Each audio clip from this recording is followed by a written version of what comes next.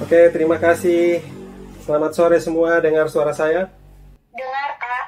Dengar, Kak. Ya. Kita akan belajar hari ini tentang Eklesiologi 2.0.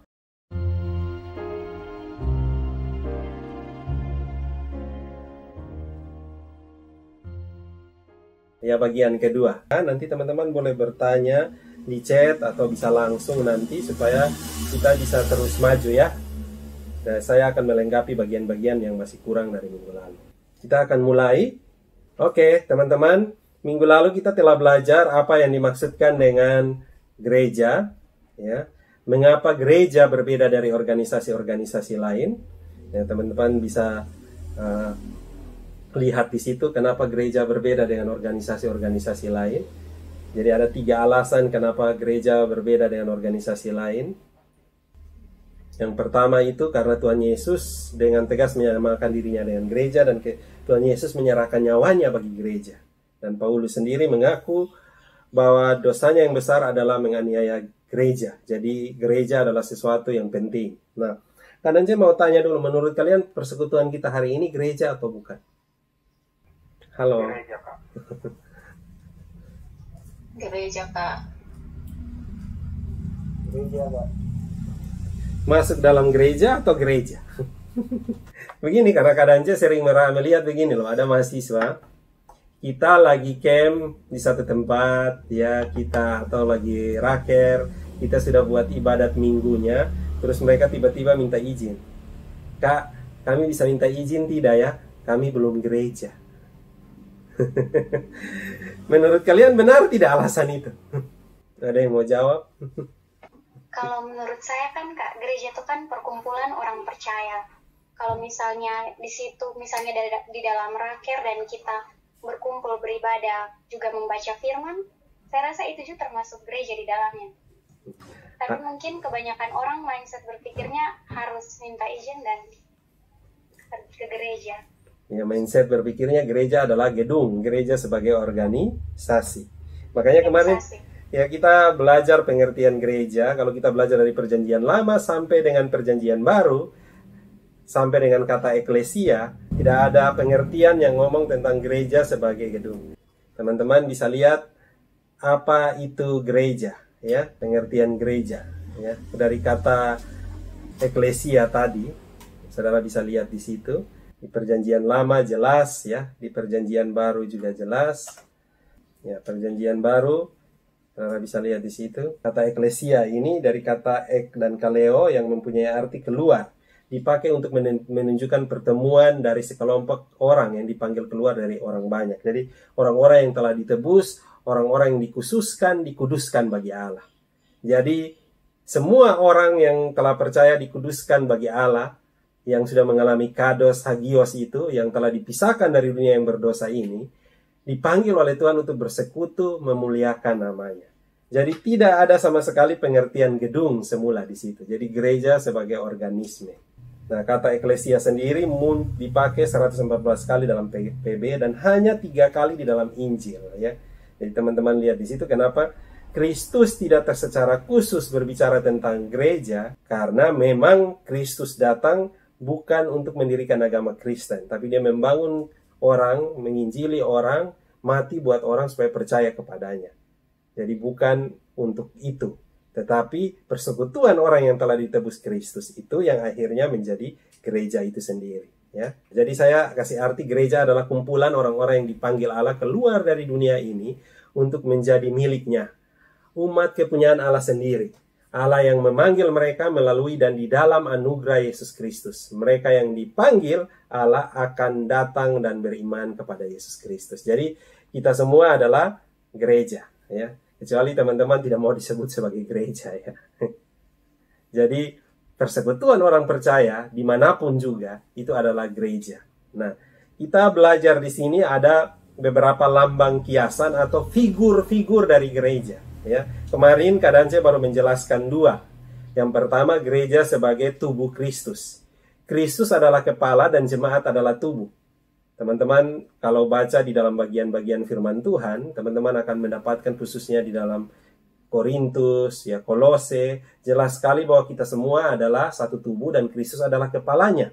Kita bagian dari tubuh-tubuh Kristus itu. Kaki tidak bisa berkata kepada tangan dia lebih hebat, mata tidak bisa berkata kepada mulut dia lebih hebat. Tetapi dalam Efesus dikatakan semuanya, Efesus 4 ayat 15-16 itu, semuanya rapi, tersusun dan diikat menjadi satu. Di dalam 1 Korintus 12 ayat 12-30 itu dikatakan bahwa masing-masing punya fungsi. Bahkan bagian-bagian tubuh yang paling lemah itu mendapat perhatian yang lebih lagi. Jadi contohnya di dalam jemaat kita ada orang yang kurang mampu, ada orang yang tidak punya iman yang belum bertumbuh dengan baik, maka bagian tubuh yang lain punya kewajiban untuk menolong, menopang dia supaya ia bisa bertumbuh di dalam Kristus dan dia bisa mampu menjalani hidup ini dengan baik. Ya, itulah kenapa kita disebut sebagai tubuh Kristus. Yang berikut ada fungsi yang lain, yaitu sebagai mempelai. Ya, sebagai mempelai, di situ dikatakan gereja digambarkan sebagai mempelai perempuan. Ini konsep yang sangat luar biasa. Kenapa? Karena Allah selalu memakai gambaran suami istri. Jadi Allah sendiri adalah mempelai laki-laki dan umatnya, mulai dari zaman perjanjian lama, Israel sebagai bangsa pilihan adalah mempelai perempuannya. Setiap kali mereka berbuat dosa, mereka disebut berzina. Nah, kita yang adalah mempelai perempuan Israel rohani di zaman ini, kita pun diminta untuk sungguh-sungguh menjadi mempelai yang setia. Teman-teman bisa baca di dalam Yeskiel 16, Efesus 5 ayat 31-32, Wahyu 19 ayat 7, dan bagian-bagian yang lain. Nah, gereja sebagai mempelai perempuan harusnya mulia, tidak bercacat celah, dan kudus. Teman-teman bisa lihat ya, mempunyai kewajiban untuk setia, mengasihi Allah, tidak mengizinkan ada pihak ketiga yang berada di antara kita dengan Allah. Allah sendiri ya tidak menginginkan umatnya itu berselingkuh atau berzina, ya. Maka saya percaya bahwa relasi yang sama juga Allah inginkan di dalam kehidupan suami istri atau kehidupan orang yang menikah. Karena itu Allah memakai lambang itu. Kenapa? Karena keluarga merupakan gereja yang terkecil. Keluarga adalah gereja yang terkecil. Ya. Jadi saudara jangan anggap remeh ya. Tuhan memakai lambang suami istri dari zaman perjanjian lama sampai ke zaman perjanjian baru untuk menggambarkan relasi yang dekat antara Allah dengan manusia seperti suami dan istri. Kalau teman-teman baca Efesus 5 ayat 25-27, di situ juga Tuhan menggambarkan suami seperti Allah yang mengasihi. Ya, jadi seorang suami itu mengasihi istri dan anaknya seperti Allah mengasihi umatnya. Itu berarti apa? Seorang suami harus rela berkorban, memberikan segalanya buat orang dikasihi. Sedangkan istri digambarkan sebagai umat kepada Allah. Ya, tentunya kadang-kadang umat ini masih jatuh dalam dosa ya. Tetapi Tuhan menuntut kesetiaan dan komitmen yang tinggi daripada umat. Ya, jadi ini digambarkan sebagai mempelai. Yang berikut figur yang lain adalah bangunan. Bangunan ini maksudnya begini, tidak ada lagi sekat yang memisahkan antara non-Yahudi dan Yahudi.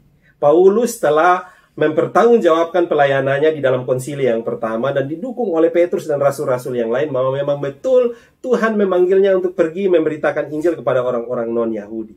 Artinya, kita sekarang yang terhisap sebagai orang-orang non-Yahudi, kita pun mendapat bagian yang sama. Dan di dalam perjanjian baru, Tuhan mengarahkan Paulus pergi ke Filipi, kota pertama di Eropa, di mana Paulus memberitakan Injil. Ya. Dari Eropa menyebar ke Belanda dan datang ke Indonesia. Jadi kita semua bagian daripada bangunan itu. Jadi saudara jangan berpikir bahwa, masih ada orang berpikir di zaman ini bahwa Israel itu yang luar biasa. Kita tidak. Ya. Jadi kalau berita tentang Israel itu rasa-rasanya kayak kita, wah luar biasa. Ya. Tapi pada saat Paulus memberitakan Injil, Paulus selalu diikuti oleh orang-orang Yudaisme itu. Kalau saudara lihat, ada di Galatia, ada di Korintus, ada di Efesus, Filipi. Mereka mengajarkan pengajaran-pengajaran yang Paulus bilang dongeng-dongeng nenek moyang, yang mengajarkan bahwa Yesus tidak cukup, perlu Taurat, perlu melakukan sunat, tidak boleh makan ini, makan itu. Sedangkan Paulus bilang, kalau engkau melakukan itu, maka engkau hidup di bawah kuasa hukum Taurat. Karena Kristus datang sudah mengenapi hukum Taurat. Tidak ada manusia pun juga yang dapat melakukan hukum Taurat secara sempurna. Karena itu Kristus menggenapinya, sekarang makanya kita hidup di dalam zaman anugerah. Saudara dan saya bisa bebas menyembah Allah. tabir bait suci itu telah terbelah. Tidak perlu lagi saudara datang dengan bawa korban-korban, tidak perlu lagi imam besar, tidak perlu lagi ruang maha kudus. Karena saudara dan saya sudah ada di dalam ruang maha kudus. Makanya saudara dan saya, ku masuk ruang maha kudus, I enter the holy. Wah, banyak sekali lagu-lagu yang menggambarkan hal itu. Saya kalau dengar lagu itu, saya selalu bersyukur. Kenapa? Karena itu mengingatkan. Di zaman dulu kalau seorang imam masuk ke dalam ruang maha kudus, orang ikat talinya dan ditarik-tarik. Siapa tahu dia menyentuh tabut perjanjian dan dia bisa mati saat itu juga. Sekarang, saudara bisa sambil tidur berdoa di mana saja berdoa, tapi berdoanya malas, bukan main. Kenapa? Yesus bukan saja meletakkan fondasi-fondasi dasar kekristenan itu, tetapi kematian Kristus mendobrak semua dinding-dinding pemisah. Dinding rasialisme, dinding penyembahan, dinding untuk kita berdoa secara bebas, dinding untuk kita menyembah secara bebas. Saudara dan saya bisa menyembah Allah dari posisi manapun juga sekarang. Ya. Tentunya dengan rasa hormat. Ya. Saudara, kita datang kepada Tuhan dengan luar biasa. Kalau saudara baca Ibrani, dikatakan di sana, kita tidak perlu air lagi, kita tidak perlu darah yang tercurah lagi, karena darah Kristus Yesus telah tercurah dan membasuh seluruh tubuh kita. Saudara, karena zaman dulu kalau orang masuk ke bait suci, mereka harus membasuh seluruh tubuhnya. Tetapi sekarang kita tidak perlu melakukan itu karena darah Kristus cukup dan sanggup untuk menebus dosa kita. Maka saudara dan saya melakukan penyembahan dengan cara yang mudah sekarang. Kita dimerdekakan untuk menyembah Allah. Saudara, rasialisme seperti yang dialami oleh orang kulit hitam di Amerika, yang diinjak lehernya, ditindih lehernya dengan lutut sampai meninggal, harusnya tidak terjadi di sini juga. Ya. Jadi saudara jangan bilang, oh ini gereja orang Timor, ini gereja orang Rote yang bangun ini gereja, ini tanah orang Rote. Ya. Saya kadang-kadang masih berpikir, ini gereja milik Tuhan atau milik suku, ya? Orang Chinese merasa dia lebih cocok di gereja Chinese. Orang Toraja lebih cocok di gereja Toraja. Orang Batak lebih cocok di gereja Batak. Saya menerimanya dalam konteks bahwa memang dari semula Nomensen datang ke Sumatera Utara, kita diinjili oleh NZG, Nedeling, Sendeling, Genoskap, masing-masing yang latar belakang yang berbeda-beda. Itu menjadi kekayaan untuk membangun kita di dalam tubuh Kristus. Tapi bukan menunjukkan bahwa oh, hanya orang Toraja, hanya orang ini yang bisa bergereja di sana dan kita punya yang paling luar biasa, kita yang paling hebat. Bukan itu maksudnya, saudara. Ya. Jadi jangan sampai kita berpikir seperti itu. Karena bangunan yang dimaksudkan oleh Tuhan adalah tidak ada lagi sekat-sekat yang memisahkan. Sekat rasialisme, sekat pengajaran, sekat ajaran-ajaran Taurat yang memisahkan. Dan tidak ada lagi satu suku yang menganggap superior dari suku yang lain. Karena kita semua sama-sama di hadapan Tuhan. Mungkin memang kita sering bilang, Timor Kou, Rote, Licik, ya, Sumba, ada terlalu luar biasa, ya, Alor Suandi dan lain-lain, banyak istilah-istilah itu. Tapi mungkin untuk bercanda ya, tapi tidak di dalam konteks tubuh Kristus. Ya. Di dalam konteks tubuh Kristus kita sama-sama adalah bangunan yang dipersatukan di dalam gereja di mana Kristus adalah kepalanya dan kita sungguh-sungguh adalah orang-orang yang telah dipanggil menjadi gereja itu. Oke, benar ya. Yang berikut kita lihat di sini, Tuhan menggambarkan figur sebagai keimaman. Ya. Ini sering kita dengar. Kalau saudara lihat di 1 Petrus 2 ayat 5 dan 2 ayat 9, kita disebut sebagai imamat yang rajani, suatu imamat yang kudus. Ya. Dan di dalam Wahyu dikatakan orang percaya adalah raja dan imam. Jadi kita adalah imamat yang rajani. Kristus adalah imam yang sesungguhnya bagi kita. Tetapi karena kita adalah anggota dari tubuh Kristus, kita adalah orang percaya di dalam Kristus, maka kita disebut imamat yang rajani. Ya. Ini luar biasa loh saudara, kita di dalam keimaman Yesus itu sendiri. Oke? Yang berikut kita disebut sebagai kawanan domba. Orang percaya disebut sebagai kawanan domba. Ya, ini istilah yang paling banyak dimuat di Yohanes, ya, Yohanes 10 ayat 16. Bahkan ada juga di Kisah 20 ayat 28, 1 Petrus ayat 5 dan 3. Jadi kita adalah kawanan dombanya dan Allah, Yesus adalah gembalanya. Bahkan di dalam Yohanes 10 ayat 16, 26, 27 dikatakan, kawanan domba adalah dombaku dan Yesus adalah gembalanya. Aku mengenal domba-dombaku. Wah, luar biasa. Yesus mengenal domba-dombanya. Nah, saudara harus tahu karakter daripada domba. Ya, sebagai umat, Tuhan mau kita seperti domba yang taat dan setia kepada gembala. Makanya Tuhan bilang kalau satu domba hilang, dia tinggalkan yang lain cari yang satu itu, saudara. Kenapa? Domba itu sangat berharga. Artinya saudara dan saya sebagai gereja, sebagai kawanan dombanya itu berharga di mata Tuhan. Ya. Di zaman perjanjian lama, bangsa Israel juga dianggap sebagai domba. Makanya saudara bisa baca Mazmur 23, masih banyak ayat-ayat yang lain. Itu gambaran yang jelas tentang umatnya sebagai domba dan Kristus adalah gembala. Figur yang lain dipakai di sini adalah ranting. Ya. Jadi kalau kita lihat di dalam Yohanes 15, di situ dikatakan bahwa Yesus adalah pokok anggur, kita adalah ranting-rantingnya. Ini kalau teman-teman belajar pelajaran pembinaan dasar di PD, saudara akan bertemu dengan bagian ini. Di situ dikatakan bahwa kalau kita adalah rantingnya, maka kita harus melekat kepada pokok anggurnya. Barang siapa yang tidak melekat kepada pokok anggurnya, artinya saudara yang tidak sungguh-sungguh berada di dalam Tuhan, tidak sungguh-sungguh mencari Tuhan, maka akan dipotong, dibuang, dikumpulkan, lalu dibakar, saudara. Kebinasaan yang ada pada kita. Tetapi kalau engkau melekat pada rantingnya, maka engkau akan berbuah banyak. Engkau akan berbuah banyak. Beberapa waktu lalu kami di dalam KTB, kami berdiskusi tentang bagian ini. Loh, kalau begitu ada Kristen yang murtad ya? Kan sama-sama ranting semua. Saudara, ini lagi ngomong bahwa walaupun kita semua Kristen, tidak semua orang Kristen sungguh-sungguh, saudara. Ya. Ada orang yang pura-pura menjadi Kristen, jadi bukan dia murtad. Dari sejak semula, dia bukan orang yang sungguh-sungguh. Sama seperti Yudas. Dia ada di dalam kelompok murid, tetapi hatinya tidak sungguh-sungguh buat Tuhan. Hatinya buat keuntungan. Nah, ada banyak orang di dalam gereja juga seperti itu, di dalam persekutuan. Ya. Kalau saya ngomong dalam gereja nih, pasti otak kita terswitch langsung gedung ya, atau organisasi. Tapi yang saya maksudkan di dalam persekutuan orang percaya. Bisa juga di pengurus PMK, bisa juga di dalam satu persekutuan. Ada banyak orang datang dengan motivasi yang berbeda-beda, saudara. Ada yang datang karena dia kos, jadi waktunya di sore-sore ini kan enak, bisa buat apa saja. Ya. Atau dia bebas, makanya jangan heran. Teman-teman di daerah tuh banyak mengeluh, banyak alumni-alumni yang pulang kok tidak melayani. Kenapa? Ya memang karena waktu dia ada di Kupang, dia tidak ada keluarga, tidak ada teman. Jadi dia memang memilih persekutuan sebagai tempat dia mendapatkan komunitas. Oke, tujuan seperti itu baik juga untuk sebagai awal. Tetapi harusnya saudara bisa menemukan Tuhan di sana, menemukan visi Allah di sana, supaya ketika saudara kembali, saudara yang telah dibina ini, saudara juga punya hati buat kota saudara, buat generasi saudara, apa yang harus saudara buat bagi mereka. Sehingga waktu kembali ke daerah, saudara terbeban untuk mengerjakan pelayanan penjangkauan di sana. Ya. Karena saudara adalah gereja, gereja tidak pernah berhenti melayani. Tetapi kalau motivasinya datang hanya untuk cari teman, komunitas, ada banyak cowok ganteng, cewek cantik di sana, saya memang mendorong ya, kita untuk mendapatkan pasangan di dalam persekutuan. Kenapa? Karena memang di dalam persekutuan teruji kualitasnya. Kalau di luar memang rumput tetangga kelihatannya hijau, tapi saudara belum tahu akarnya tidak dalam. Rumput itu tumbuh pagi hari, sore layu, saudara.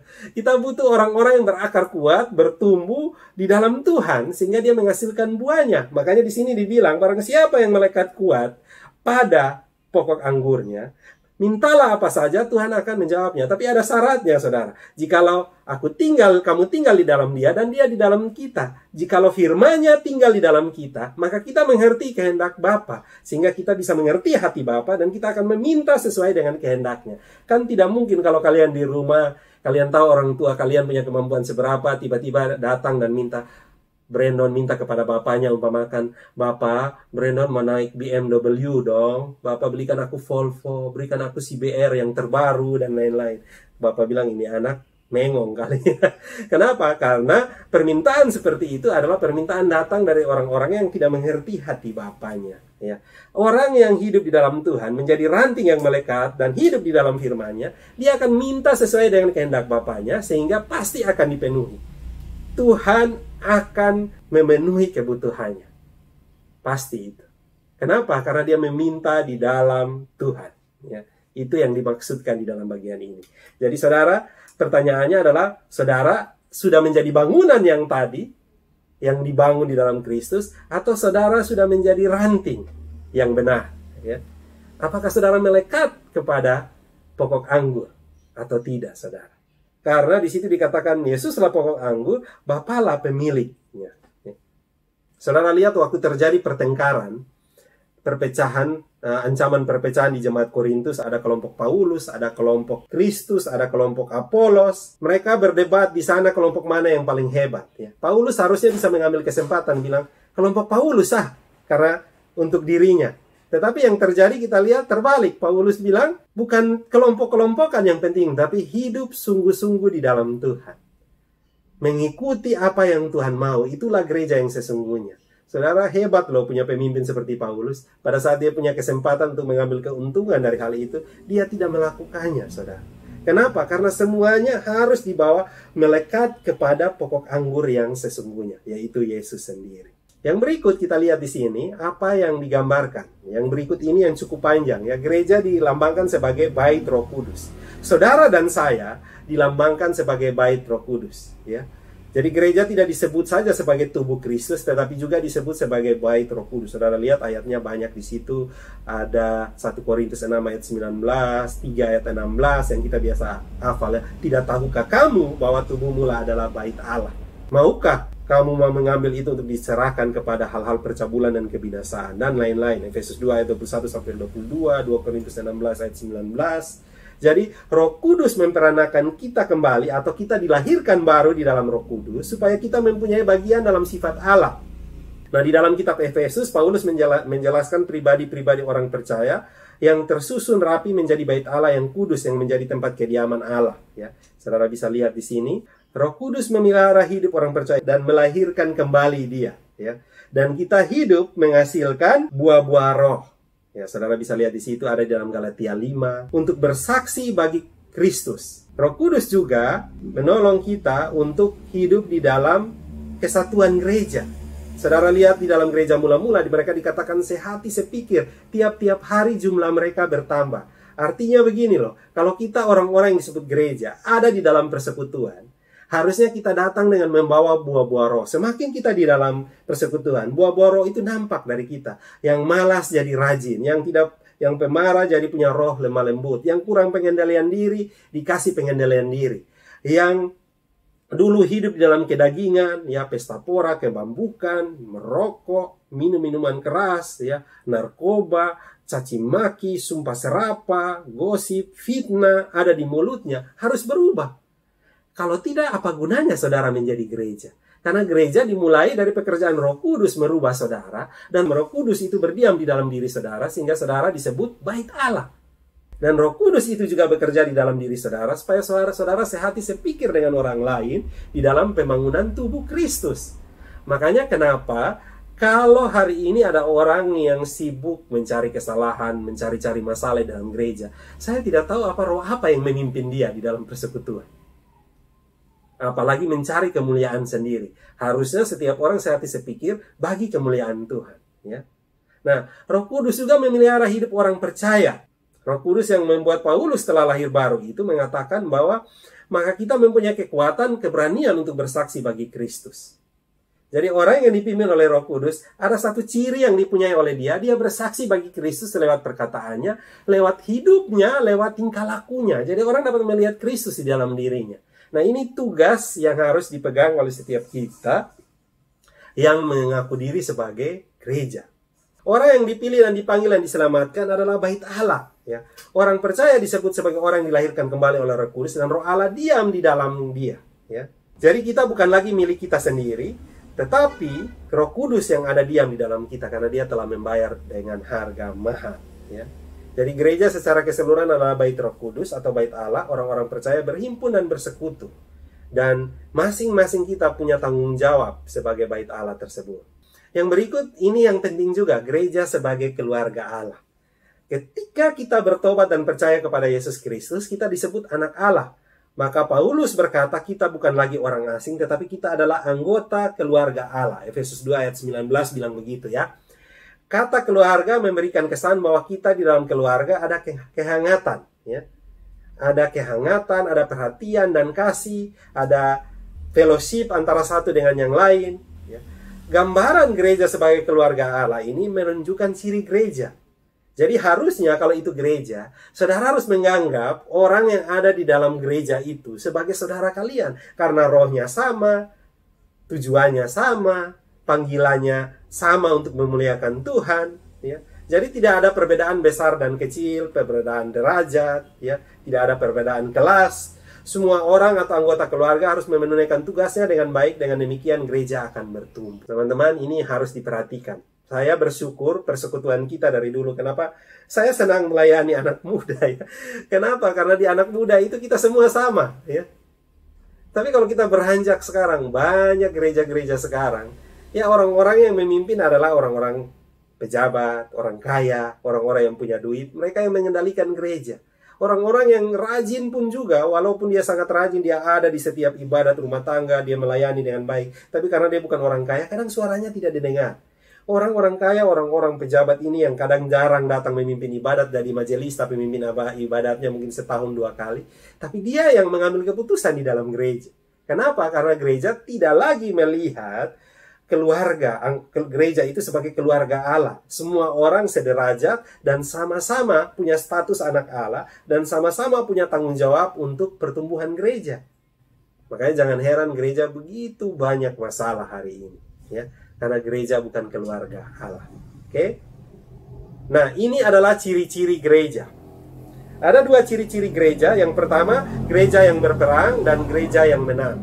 Apa yang dimaksudkan dengan gereja yang berperang? Gereja di dalam dunia ini menghadapi suatu peperangan. Tetapi peperangan ini bukanlah melawan darah dan daging, tetapi melawan kuasa-kuasa roh jahat. Makanya saudara baca Efesus 6, kenakanlah seluruh perlengkapan senjata Allah. Ada roh jahat yang menggunakan dunia ini untuk memasuki gereja. Makanya saudara jangan heran ada istilah serigala berbulu domba. Serigala berbulu domba, tidak ada domba berbulu serigala. Jadi serigala berbulu domba. Di dalam gereja ada isme-isme, ada filsafat-filsafat, ada lifestyle, ya. Saudara tahu ya, sekarang ada konsumerisme, hedonisme, materialisme, seksualisme, ya. Begitu banyak, ya, isme-isme yang mempengaruhi kehidupan kita di zaman ini. Belum lagi pengajaran-pengajaran sesat yang tidak berdasarkan kebenaran firman Tuhan. Belum lagi pengajaran-pengajaran yang hanya menekankan satu hal. Jadi ada gereja yang sangat menekankan Roh Kudus, maka Roh Kudus terus. Ada gereja yang sangat menekankan disiplin, maka disiplin terus, ya. Ada gereja yang sangat menekankan pelayanan sosial, maka jadi sosial gospel. Dia hanya menganggap bahwa orang-orang yang melakukan pelayanan sosial saja yang rohani, yang lain tidak. Jadi pendulum itu bergerak sangat jauh ke kiri dan ke kanan. Nah, kita menjaga supaya gereja itu tetap berada di dalam panggilannya sejak semula dari gereja mula-mula itu. Gereja yang memuliakan Tuhan, gereja yang ada di dunia ini, yang membawa kerajaan Allah itu di tengah-tengah dunia ini. Membawa kabar keselamatan itu ke tengah-tengah dunia ini. Jadi ini yang dimaksudkan dengan gereja yang berperang. Jadi saudara dan saya lagi hidup melayani Tuhan, tetapi pada saat yang sama kita lagi berperang, ya. Kalau buat saya, kita bukan saja berperang melawan kuasa-kuasa kegelapan, tetapi kuasa-kuasa yang nyata di zaman ini, ya, gaya hidup, pengajaran sesat, ya, tantangan hidup yang tidak lagi memprioritaskan Tuhan, menjadikan Tuhan nomor 2, nomor 3 dan kesekian, menempatkan harta, kekayaan, materialisme, konsumerisme, kesenangan, hedonisme menjadi yang nomor 1. Itu menjadi tantangan yang luar biasa, apalagi di kalangan anak muda. Saudara dan saya tiap hari berhadapan dan ditarik, ya. Saya memulai pelayanan konseling, pelayanan online di masa-masa pandemi ini. Begitu kita buka layar, apalagi lagi online, wah, begitu banyak pop-up yang masuk yang luar biasa, ya. Saya tidak tahu, biasanya semakin kita sendiri di rumah tidak keluar, banyak godaan-godaan yang datang. Saya tidak tahu apakah saudara merasakan atau tidak, ya. Karena godaan-godaan yang muncul itu kayak masturbasi, banyak hal-hal yang lain. Kecanduan game, kecanduan pornografi, dan orang-orang jahat juga menyadari hal itu, maka tawaran-tawaran itu diberikan terus, ya. Di Facebook aja tiap hari ada game yang muncul dengan foto kita dari semua orang. Saya tidak katakan bermain game itu jahat, karena ada orang sekarang bisa hidup dari jadi gamers, ya.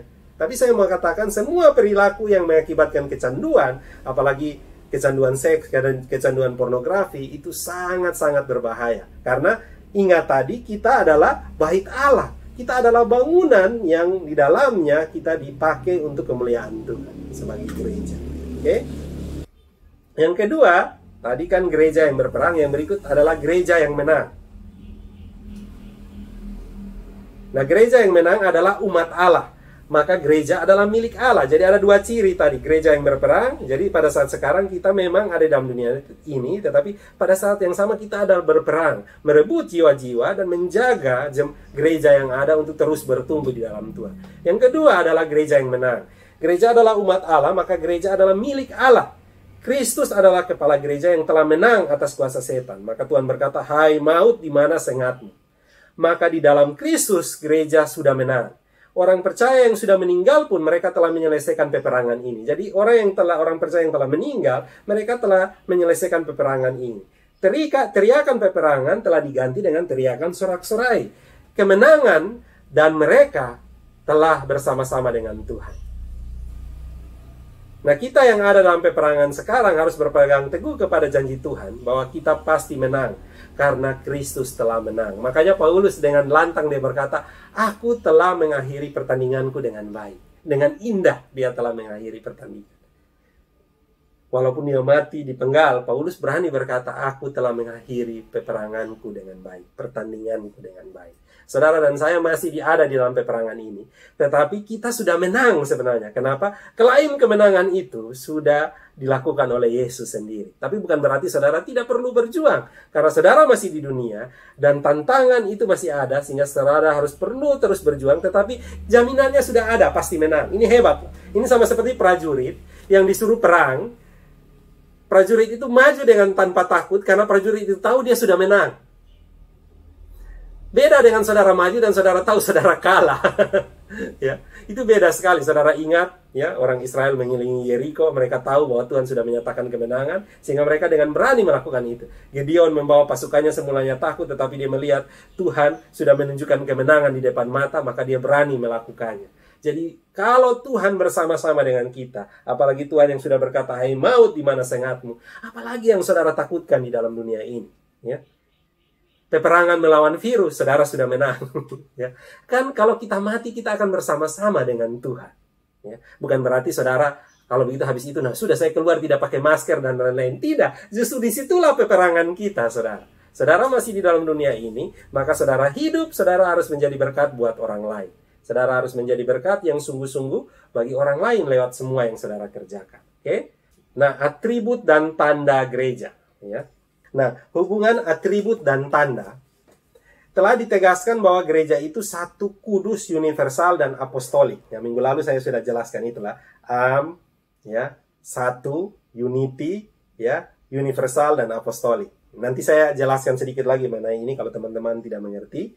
Nah, meskipun gereja reform tidak meragukan 4 atribut ini, kita semua ya, saudara kalau ngomong gereja reform, bukan berarti gereja reform Indonesia. Kita semua yang telah direformasi itu disebut dengan gereja reform, ya. Ya, tetapi mereka mengajukan pertanyaan bagaimana kita dapat mengetahui mana yang disebut gereja yang benar. Karena semuanya bilang gereja, ya. Gereja-gereja yang bagaimana yang dapat mengklaim bahwa dirinya adalah benar? Itu pertanyaannya. Oleh sebab itu orang-orang reform telah mengembangkan konsep tanda sebagai suatu cara untuk menguji apakah suatu badan dapat disebut sebagai gereja yang benar, ya. Nah, makanya ada yang namanya atribut dan tanda. Nah, golongan reform kita tidak dapat menerima yang dikatakan gereja Katolik bahwa gereja yang benar terdapat dalam struktur organisasinya. Lutheran menekankan 2 macam tanda, yaitu memberitakan firman yang murni dan mengadakan sakramen dengan benar. Ya. Karena itu kenapa bagi Katolik kita disebut protes yang benar. Nah, bagi orang reform, bagi Luther, bagi Calvin, bagi Zwingli yang melakukan reformasi di awal-awal, mereka tidak melakukan protes sebenarnya, tapi mereka meluruskan ajaran yang salah. Jadi kalau saudara tahu bahwa kata Kristen pertama kali muncul dari jemaat mula-mula. Jadi kalau kita gambarkan, ini loh Kristen, ya, terus dibelokkan dan diluruskan kembali kepada ajaran mula-mula. Jadi kita bukan protes sebenarnya, kita kembali ke Kristen yang sesungguhnya. Itu pemahaman orang reform begitu, tapi bagi orang Katolik kita salah, maka kita disebut dengan protes. Ya, bisa mengerti bedanya di sini ya. Jadi kita bukan agama baru, kita bukan ajaran baru, kita kembali seperti dari gereja yang mula-mula. Ya, kalau saudara baca kitab Alkitab, saudara lihat gereja mula-mula hanya bergantung kepada firman, doa di dalam fellowship yang benar, dan tidak ada tambahan-tambahan yang lain di sana. Ya, tidak ada tambahan pembelian surat indulgensia lah, itu yang diprotes oleh Martin Luther dan terus dikembangkan oleh Calvin dan juga Zwingli dan semua bapak-bapak reformasi lainnya, sehingga kita mempunyai tanda sebagai gereja yang benar, ya. Nah, kalau Lutheran menekankan dua, firman yang murni dan sakramen yang benar. Tetapi golongan Reform menambahkan tanda yang ketiga. Jadi kita setuju dengan apa yang dikatakan oleh Luther, yaitu firman yang murni, firman yang benar, dan sakramen yang benar. Tetapi golongan Reform menambahkan yang ketiga, yaitu disiplin gereja yang benar, ya. Nah, Luther menekankan kepada 5 hal yang disebut dengan pancasola. Yang pertama, sola gratia, hanya karena anugerah. Jadi kita diselamatkan bukan karena perbuatan baik, bukan karena kita berusaha sangat baik, tetapi semata-mata karena anugerah. Yang kedua, sola fide, hanya karena iman. Anugerah keselamatan itu kita terima di dalam iman percaya kita kepada Tuhan. Ya. Jadi bukan iman yang menyelamatkan kita, tetapi iman itu sebagai alat untuk kita menjalani keselamatan kita. Ngerti maksudnya ya?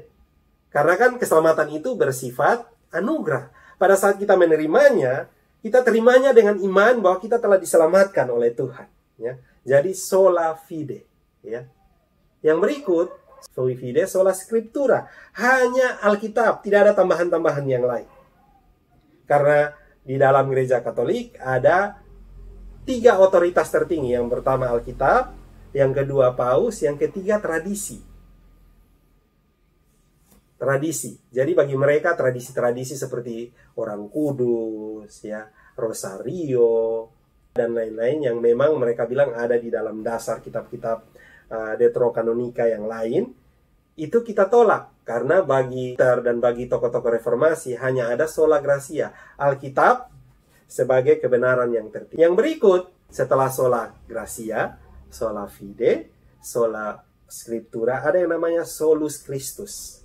Hanya Kristus satu-satunya jalan keselamatan. Jadi tidak ada koridima. Kristuslah jalan keselamatan. Ya, jadi kita tidak berdoa kepada yang lain. Kristus satu-satunya. Ya. Karena Yesus berkata, akulah jalan dan kebenaran dan hidup. Tidak ada seorang pun yang sampai ke Bapa kalau tidak melalui aku. Ya. Jadi itu semboyan dari reformasi, saudara. Yang kelima adalah soli deo gloria. Segala kemuliaan hanya bagi Tuhan. Seperti yang dikatakan kitab Kolose, segala sesuatu yang kita perbuat, perbuatlah seperti untuk Tuhan. Karena hidup kita adalah milik Tuhan, maka kita hidup bagi kemuliaan namanya. Nah, makanya atribut dan tanda ini harus dipunyai di dalam diri kita. Makanya tanda yang dimaksudkan itu mereka pakai di situ adalah pengajaran yang benar, firman yang murni. Yang berikut sakramen. Di dalam Kristen kita mengenal 2 sakramen, yaitu baptisan kudus dan juga perjamuan kudus. Jadi kita hanya 2 saja. Ya. Terus kita pun juga menjalani disiplin-disiplin gereja. Nah, kenapa? Karena tanpa disiplin kita hidup di dalam ketidakaturan. Ya, jadi harus ada disiplin gereja. Oke? Nah, ini bagian yang penting. Saudara, kenapa ini penting? Karena kalau seandainya tujuan daripada reformasi sebenarnya bukan untuk menciptakan agama baru, tapi meluruskan ajaran yang salah, maka Kristen itu sebenarnya apa sih? Nah, saudara kalau lihat di dalam Alkitab, kata Kristen hanya dipakai 3 kali loh. Saudara baru menyadari hal itu. Yang pertama, kata Kristen itu baru muncul di dalam Kisah 11 ayat 26. B. Di Antioquia lah murid-murid untuk pertama kali disebut Kristen. Saudara lihat di situ. NIV disebut dengan Kristian, orang-orang Kristen. Kristen artinya pengikut Kristus, dari kata Kristos, ya, pengikut Kristus. Kenapa murid-murid di Antioquia disebut Kristen? Karena di sana Paulus dan Barnabas melakukan pemuridan kepada jemaat di sana. Saudara bisa baca di Kisah Para Rasul, ya, 9, 10, Kisah Para Rasul 10 dan 11, khususnya di pasal 11 di sana.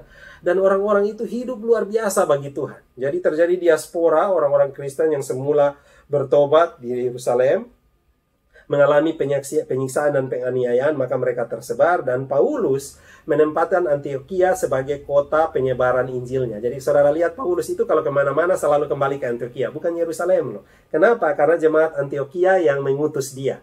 Nanti saudara lihat, ya. Jadi dia selalu kembali ke Antioquia memulai pelayanannya dari sana. Nah, di Antioquia lah murid-murid untuk pertama kali disebut Kristen. Kenapa? Karena gaya hidup mereka. Jadi Kristen itu bukan agama. Bagi orang Yahudi, waktu itu Kristen ini adalah sebuah sekte yang sesat. Mereka percaya kepada seorang tukang kayu dari Nazaret yang bernama Yesus Kristus. Bagi orang Yahudi dia bukan Mesias, karena mereka menantikan Mesias yang politis, Mesias yang berkuasa membebaskan mereka dari penjajahan Romawi. Itu yang tidak dipahami oleh mereka. Nah, tetapi orang-orang bingung, kenapa murid-murid ini siap mati bagi Kristus, jual hartanya bagi Kristus, siap pergi ke seluruh dunia bagi Kristus, bersekutu memuji Tuhan, dan mereka penuh dengan sukacita. Makanya Alkitab katakan tiap-tiap hari mereka ditambahkan. Kenapa? Karena orang-orang menyebut mereka, inilah orang Kristen. Wah, itu luar biasa. Saya tidak tahu di zaman sekarang kita masih seperti orang lihat kita orang ikut atau tidak. Bahkan di depan Raja Agripa, waktu Paulus mempertanggungjawabkan imannya, Agripa bilang gini, hampir-hampir saja kau yakinkan aku menjadi orang Kristen. Paulus bilang, kepada panggilan yang dari Tuhan tidak pernah aku tidak taat. Ya, Raja Agripa. Jadi dia tetap taat kepada Tuhan daripada memilih takut kepada Raja Agripa. Agripa sampai terkagum-kagum, ya. Herodes Agripa ini terkagum-kagum, ya. Hampir saja dia menjadi Kristen. Jadi Kristen itu sudah menjadi satu trademark ngomong tentang orang-orang yang militan bagi Kristus, yang siap mati bagi Kristus di zaman itu, ya. Jadi kalau hari ini kalau kita punya KTP Kristus dan kita tidak punya tingkah laku dan lifestyle seperti itu, coret saja kata Kristennya, ya. Tetapi jika ia menderita sebagai orang Kristen, maka janganlah ia malu, melainkan hendaklah ia memuliakan Allah dalam nama Kristus itu. Jadi kata 1 Petrus 4 ayat 16 ini, kata orang Kristen itu diumumkan dengan orang-orang yang mau menderita, orang-orang yang siap bayar harga. Sehingga kalau saudara ikut dan menjadi bangunan, menjadi tubuh Kristus, menjadi mempelai Kristus, menjadi figur-figur gereja itu sendiri, maka saudara harus menyadari bahwa saudara sebagai orang Kristen, saudara harus rela bayar harga, rela meninggalkan zona nyaman, saudara harus rela menderita bagi Kristus. Cuma 3 ayat ini saja yang membahas kata Kristen. Kenapa? Karena orang sudah tahu begitu melihat orang-orang yang menjadi pengikut Kristus, mereka pasti Kristen. Raja Agripa pun tahu, saudara. Ya. Jadi zaman dulu orang melihat orang Kristen dan orang bisa menyebut mereka Kristen. Zaman sekarang orang menyebut KTP Kristen dan melihat mereka tidak Kristen. Kenapa? Karena KTP dan kelakuannya tidak sama. Ya, mudah-mudahan kita tidak seperti itulah, ya, teman-teman. Ini sifat-sifat gereja, ya, kesatuan, ya. Gereja adalah satu, kudus, holy, ya. Gereja ya. Gereja apostolik, ya. Menunjukkan pada kesetiaan gereja, ya. Nah, ini fungsi-fungsi gereja yang akan kita bahas hari ini, ya. Yang pertama, ibadat dan kebaktian. Worship, ya, proskuneo. Proskuneo itu cara menyembah Tuhan di mana orang berlutut dan kepalanya sampai ke tanah, ya. Itu yang disebut dengan proskuneo, ya. Nah, orang Kristen berkumpul bersama, berbakti kepada Tuhan. Ibadah atau berbakti merupakan pernyataan iman. Ya, jadi itu salah satu fungsi gereja. Jadi kalau saudara hari ini beribadat, ini yang disebut dengan worship, proskuneo atau latreia, ya, worship kepada Tuhan. Jadi bahasa Yunani-nya bisa itu juga, ya. Jadi kita berkumpul berbakti. Nah, kata bakti sendiri itu berasal dari bahasa Sanskerta. Teman-teman lihat di situ, yaitu menyerahkan diri atau tunduk dan hormat. Dengan tunduk dan hormat, kita menciptakan suasana rohani yang indah. Anggota gereja dapat merasakan kehadiran Allah. Nah, saudara, kebaktian harus diatur begitu rupa supaya dapat berjalan dengan hikmat dan tertib. Ya, Paulus sendiri katakan ibadat harus tertib. Ya. Tata ibadah biasanya disebut sebagai liturgi kebaktian. Ya. Nah, liturgi ini yang mengatur jalannya ibadat. Tapi liturgi itu sebenarnya urusan kita bersama. Ya. Jadi liturgi itu bukan kertas, liturgi itu adalah tata ibadah. Hanya sekarang kan kalau dibilang kertas, mana liturginya? Dari saudara kalau ingat liturgi, ingat kertas, ya. Nah, sekarang kalau tidak ada lagi kertas, mau apa, ya? Jadi itu tata ibadah. Jadi kayak ini di PMK ada pujian, ada nyanyian, ada doa sifat, itu semua liturgi atau tata ibadah, ya. Meskipun ibadah dipimpin oleh seorang atau beberapa orang, tetapi setiap orang yang hadir harus dilibatkan. Jika kita menghendaki ibadah itu hidup dan indah. Ya, jadi orang percaya berbakti tidak boleh hanya pasif, tetapi harus memberikan respon. Yang berikut bagian B, persekutuan atau fellowship. Ini yang kita sebut dengan koinonia. Jadi tidak ada gereja tanpa fellowship. Kita adalah makhluk sosial. Tuhan memanggil seorang keluar dari dalam dunia ini, dari dalam dosa, bukan untuk hidup sendiri-sendiri, tetapi hidup bersekutu. Jadi kebutuhan persekutuan ini tidak dapat dipuaskan melalui kebutuhan hari Minggu saja. Jadi saudara, fellowship itu bukan hanya hari Minggu, saudara. Saudara pergi gereja, tetapi pertemuan kebaktian hari Minggu itu apakah memberikan kesempatan untuk berbakti antara satu dengan yang lain.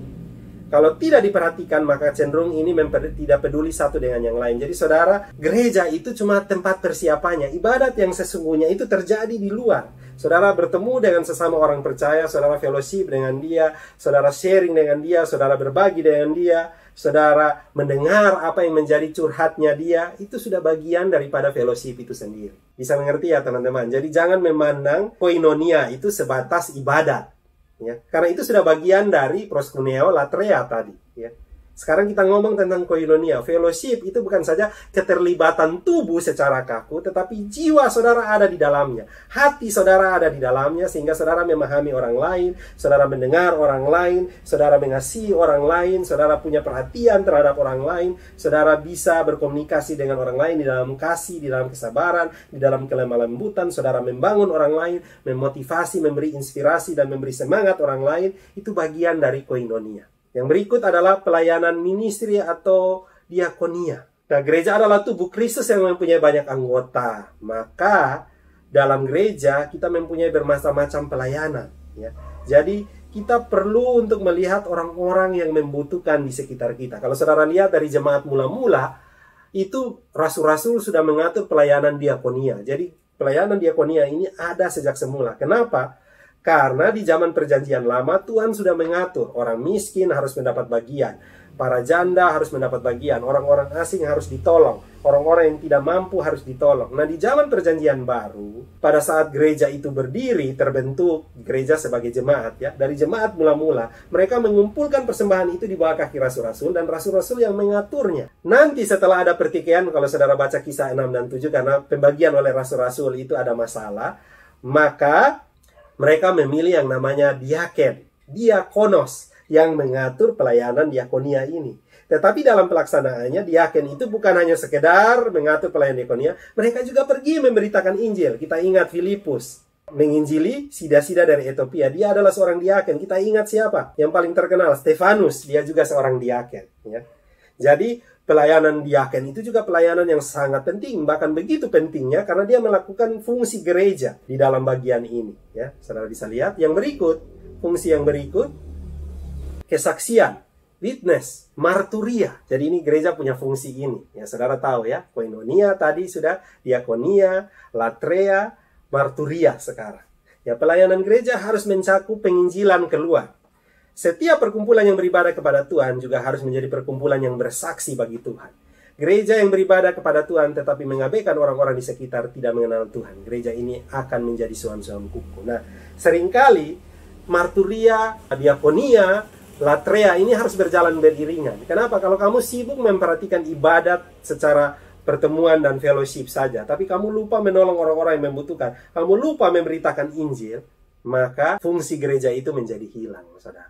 Ini zaman di mana gereja-gereja mulai bekerja dengan giat luar biasa. Kenapa? Di tengah-tengah pandemi ini, begitu banyak orang miskin, begitu banyak orang yang tidak mampu, begitu banyak orang yang kehilangan pekerjaan. Saya bersyukur, saudara. Gereja-gereja, bahkan gereja-gereja gemit juga luar biasa, saudara. Pengumpulan dan pembagian sembako itu dilakukan hampir setiap minggu, ya, menolong jemaat-jemaat. Kita pun juga melakukannya, saudara, ya. Begitu banyak orang yang melakukan itu. Bahkan ada satu berita media internasional katakan bahwa negeri yang paling suka menolong dan membantu di tengah-tengah pandemi ini adalah Indonesia. Kerelahan untuk menolong itu semuanya keluar. Nah, gereja harusnya sebagai gereja yang melakukan gereja sebagai fungsi marturia, diakonos, ya, koinonia, ya, itu gereja harus berada di depan untuk mengerjakan hal itu. Kenapa? Ini kesempatan gereja untuk bersaksi. Sebagai gereja yang telah diselamatkan, telah dipanggil keluar dari Tuhan, kita menjadi berkat bagi dunia ini. Jadi ada 4 fungsi tadi, latreia atau proskuneo, terus koinonia, fellowship, ya. Jadi ibadah, worship, latreia, koinonia, terus diakonia, terus dengan marturia, witness atau memberitakan Injil. Ya, diakonia adalah menolong dan membantu, menunjukkan tindakan kasih, compassion dan belas kasihan itu secara nyata di dalam kehidupan. Ya, saudara tinggal lihat saja kalau saudara di dalam gereja saudara, dalam persekutuan saudara, fungsi mana yang masih kurang. Itu yang harus terus kita tingkatkan sebagai gereja. Nah, yang berikut tentang disiplin gereja. Nah, meskipun gereja merupakan perkumpulan rohani, namun kita tetap masih hidup di dunia yang sudah jatuh dalam dosa. Untuk memelihara kesatuan dan kekudusan, perlu ada disiplin. Nah, ini saudara lihat ada begitu banyak ajaran Alkitab mengenai disiplin gereja. Gereja berhak menyatakan apa yang diperbolehkan dan apa yang dilarang. Apa yang benar dan apa yang salah. Jadi itu hak gereja. Gereja di sini sebagai kumpulan orang-orang percaya. Nah, tujuan dari disiplin gereja, satu, supaya orang didisiplinkan dan dapat bertobat. Jadi orang yang dikenakan disiplin menyadari kesalahannya dan gereja harus memberikan kesempatan baginya untuk bertobat. Yakobus berkata, barang siapa yang membuat orang berdosa berbalik dari jalannya yang sesat, ia akan menyelamatkan jiwa orang itu dari maut dan menutupi banyak dosa. Jadi gereja melakukan disiplin berdasarkan kasih Allah, bukan asal taruh saja. Nah, persoalannya di zaman sekarang, keadilan, disiplin itu kadang tidak ditegakkan, saudara. Nah, apalagi kita nih anak-anak milenials, generasi alfa, ya, generasi Z nantinya. Ya. Ini generasi yang tidak mau ditegur dan tidak mau dibentuk. Ya. Generasi yang maunya hedon saja. Ya. Itu yang dibilang ciri-cirinya. Ya. Nah, harusnya disiplin harus tetap ditegakkan untuk melahirkan generasi-generasi yang berkualitas gitu. Makanya kenapa di dalam kelompok-kelompok pemuridan kita punya namanya proyek ketaatan. Itu bagian dari pendisiplinan. Ya, kita tidak bilang itu hukuman, tapi proyek ketaatan. Terus ada sanksi-sanksi, perjanjian-perjanjian KTB yang harus diikuti. Kalau tidak melakukan ini, maka harus melakukan apa? Tapi sanksi-sanksi itu pun juga adalah sanksi-sanksi yang berbau disiplin, saudara. Umpamakan kalau tidak datang, tambah hafal ayat. Kan yang tanpa tahu firman Tuhan kan dia, bukan orang yang mendisiplinkan. Ya. Kalau dia tidak datang, maka dia bikin renungan. Kalau dia tidak datang, maka dia baca buku rohani. Hal-hal seperti itu menolong dia untuk bertumbuh. Ini yang disebut dengan disiplin di dalam kasih. Untuk memelihara kesucian gereja. Saudara ingat, Markus dan Paulus dan Barnabas pernah berdebat soal Markus. Ya. Markus tidak setia mengikuti pelayanan Paulus sebelumnya, sehingga Paulus tidak mau membawa dia lagi di dalam pelayanan. Nah, Barnabas merasa bahwa Markus ini adalah orang yang masih punya potensi. Memang Barnabas ini memang tipenya adalah selalu menemukan pemimpin-pemimpin. Ya. Kalau Paulus sendiri waktu kembali ke tengah-tengah perkumpulan murid-murid, tidak ada yang mau menerima dia, tetapi Barnabas yang terima. Jadi ini karunia Barnabas memang. Dia selalu bisa menemukan orang-orang yang menghasilkan pemimpin-pemimpin walaupun dia di belakang layar akhirnya. Ya. Nah, begitu pula dengan Markus. Paulus tidak salah, saudara, karena Paulus punya pelayanan yang luar biasa berbahaya ke depan. Dia harus pergi kepada bangsa-bangsa yang tidak mengenal Tuhan, non-Yahudi, dan dia butuh orang-orang yang betul-betul siap. Sehingga dia tidak mau membawa Markus. Markus akhirnya dibawa oleh Barnabas, dan di dalam didikan Barnabas, Markus menjadi hebat. Sehingga kalau saudara baca di kemudian hari, Paulus minta supaya Markus datang kepada dia. Ya, hebat kan? Dan akhirnya Markus itu yang menulis Injil Markus. Saudara bisa membayangkan ya? Dari Injil Markuslah ini sebagai Injil yang pertama dan lahir Injil-Injil yang lain. Ya.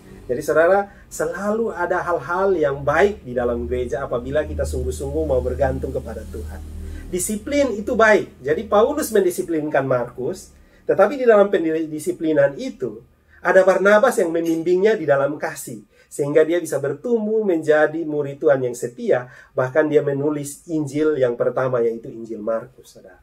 Jadi tujuan dari pendisiplinan bukan untuk membuat orang itu jatuh di dalam dosa. Waktu saya pelayanan ke Alor, itu sebagian besar anak-anak sekolah yang saya bimbing terlibat di dalam pacaran yang salah. Setiap tahun itu bisa di atas 10 orang cewek yang hamil di luar nikah. Akhirnya saya membuat keputusan di dalam KTB-KTB yang saya pimpin, anak SMA yang di KTB tidak boleh pacaran. Kenapa? Buat saya usia mereka belum cukup, lebih baik bersahabat sebanyak-banyaknya. Belum tentu juga pacaran di SMA kan sampai ke menikah. Memang sulit bagi sebagian besar yang sudah berpacaran, dan mereka bilang saya kejam. Sebelumnya mereka tidak mengerti. Tapi akhirnya saya buat begini, kalian yang berpacaran akan saya bimbing sendiri. Sampai kalian siap untuk menyatakan kepada pacar saudara, bilang kita bersahabat dulu sampai tamat, baru kita lanjut lagi. Dan mereka akhirnya bergabung. Tapi akhirnya saudara, itu luar biasa, karena ada beberapa sekolah yang langsung nihil angka kecelakaan. Itu luar biasa saudara. Kenapa? Karena kalau kita membawa mereka untuk mengenal Tuhan terlebih dahulu, setelah itu mereka bisa menjalani pacaran-pacaran yang sehat, saudara. Dan yang berpacaran dari SMA itu, yang saya bimbing itu, sampai sekarang mereka sudah menikah. Jadi lebih baik mereka dibimbing dan didisiplinkan daripada dibiarkan tanpa aturan. Jadi semua kita yang memimpin kelompok-kelompok kecil yang terlibat dalam pemuridan, ingat, disiplin bagian dari ciri gereja reformasi di zaman ini. Selain pengajaran yang murni, selain sakramen, maka harus ada disiplin. Dan disiplin itu ditawarkan di dalam pemuridan. Makanya kenapa kita ber-KTB, saudara. Oke? Yang terakhir kita akan melihat pemimpin-pemimpin di dalam gereja. Kepemimpinan di dalam gereja. Ya. Jadi ada beberapa jabatan di dalam gereja. Yang pertama penatua. Ya. Penatua ini ada dua istilah yang dipakai.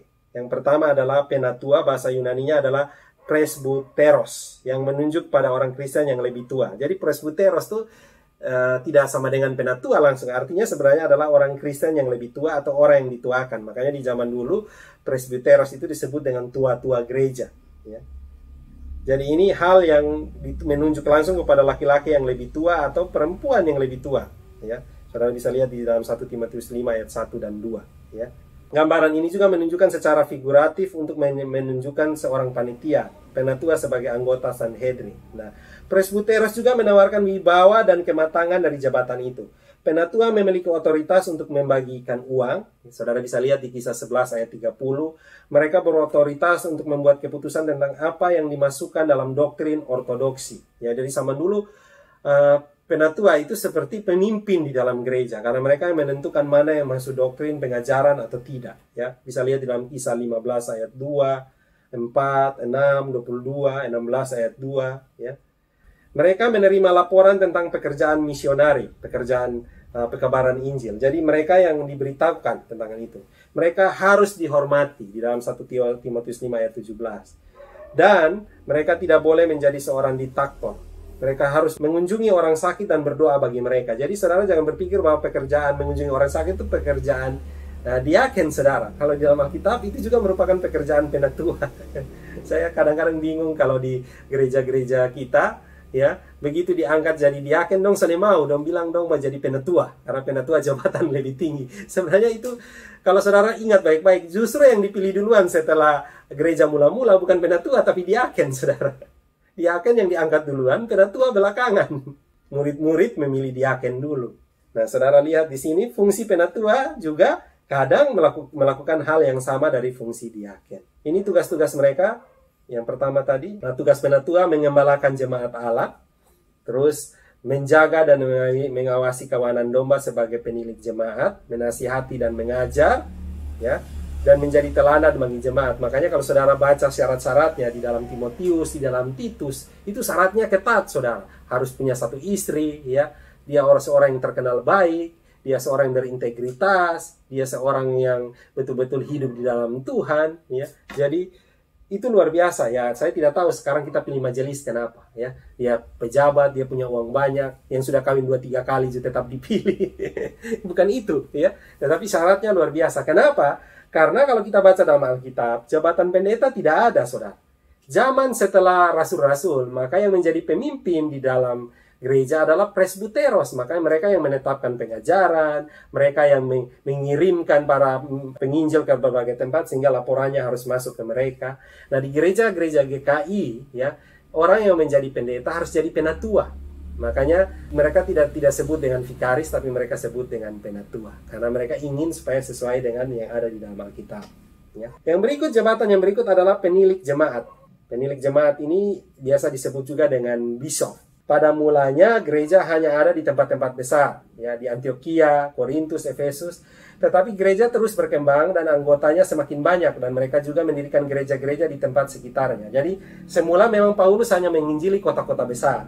Tapi karena jemaat menyebar dan gereja juga menyebar, maka mereka punya gereja-gereja di tempat-tempat yang lain. gereja yang baru menganggap gereja yang mendirikan mereka sebagai gereja induk. Kemudian penatua dan gereja induk disebut sebagai bishop, seperti penatua gereja Efesus juga disebut sebagai bishop. Makanya kenapa gereja-gereja yang episkopal mereka memakai jabatan bishop. Saudara jangan berpikir itu tidak ada dasar Alkitabnya, ada dasar Alkitabnya. Justru yang pendeta ini yang agak bingung dasar Alkitabnya di mana. Tetapi saya percaya bahwa pendeta ini sebenarnya gambaran dari pemimpin-pemimpin penatua, mungkin maksudnya. Kan penatua ada banyak nih, harus ada yang memimpin mereka. Maka diangkat jabatan pendeta itu. Jadi saudara jangan salah mengerti ya. Jadi walaupun pendeta tidak ada ditulis dalam Alkitab, tapi pendeta ini bagian dari elders itu. Karena pendeta menggantikan jabatan rasul sebenarnya. Karena rasul tidak ada lagi, kan rasul yang dulu mengajar dan memimpin penatua-penatua yang ada. Nah, penatua itu sekarang tidak ada rasul, maka harus ada jabatan yang memimpin mereka. Maka dibuatlah pendeta, walaupun sebenarnya jabatan pendeta tidak sama dengan rasul. Ya, mereka lebih terbatas daripada rasul, tapi paling tidak ada jabatan untuk mengurus penatua-penatua yang ada. Nah, sebenarnya penatua dan bishop adalah sama. Dan juga dua kata ini dipakai secara bergantian. Tetapi mulai pada tahun 300 AD, gereja menganggap kedudukan bishop lebih tinggi dari dan lebih terhormat. Biasanya bishop dianggap sebagai orang yang mengepalai semua pendeta. Biasanya bishop dipilih dari antara pendeta-pendeta sehingga ia dikatakan sebagai kepala. Nah, kalau di Katolik itu disebut uskup atau kardinal ya.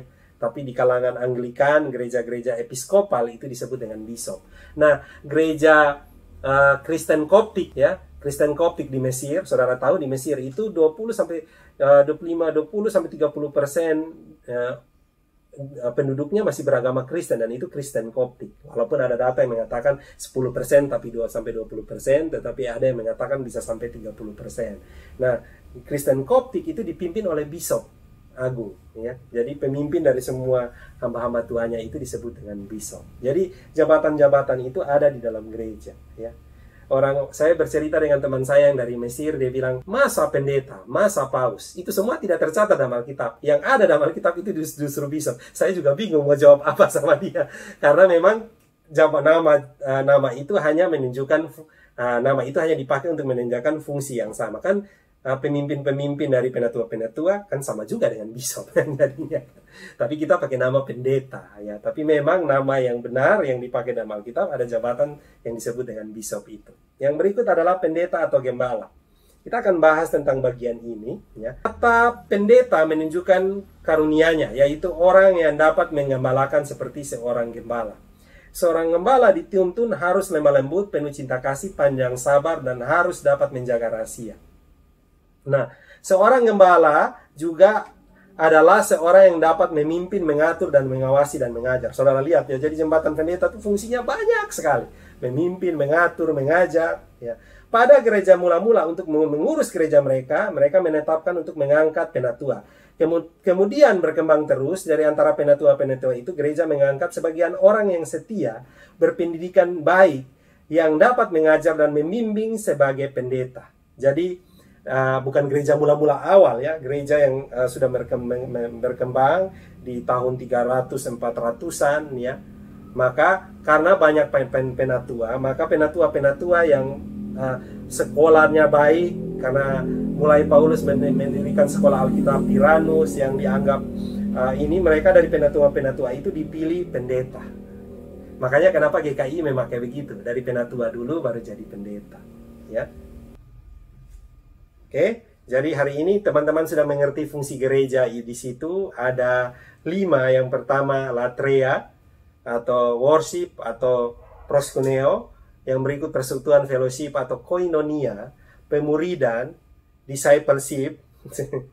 Ya, ini ditambahkan ya, saya tambahkan. Ya, kenapa? Karena itu sebenarnya tujuan gereja yang semula, pergilah jadikanlah semua bangsa muridku. Tadi hanya 4, saya tambahkan yang berikut adalah discipleship, ya. Pemuridan, pelayanan, service atau ministry, ya, yang tadi kita sudah bahas tadi, dan kesaksian, witness atau marturia, ya. Ada diakonos, ya, pelayanan kasih kepada sesama. Jadi jadinya banyak.